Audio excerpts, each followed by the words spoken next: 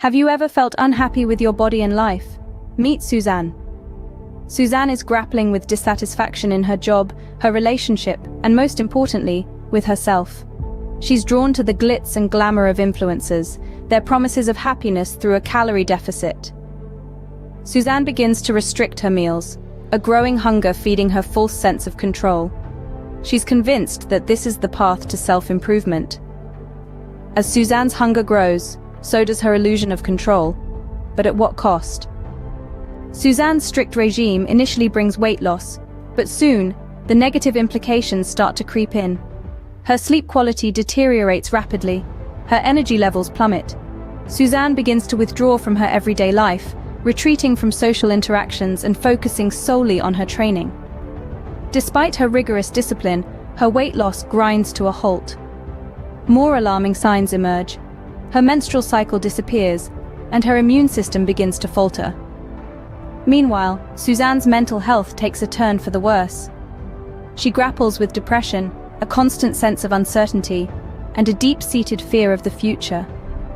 Her world contracts to the size of her shrinking body.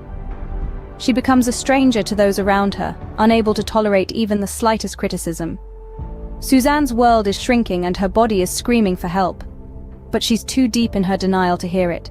What can we learn from Suzanne's story? Well, it paints a stark picture of the dangers of viewing a calorie deficit as a simple physical measure. It's not. It's a way of life that's often mistaken as a solution for happiness and self-realization. Yes, it's true that losing weight involves a calorie deficit, but it's not the entire truth. It's only a part of a much larger, more complex equation. The human body needs energy, not just to function, but to thrive, to live a full and fulfilling life. This energy comes from nurturing ourselves, understanding our needs, and maintaining a balance. It's about demanding from ourselves, but also about caring, about embracing our sensuality and our humanity. And let's not forget, this energy doesn't come from thin air, it comes from food, from the very calories we often fear.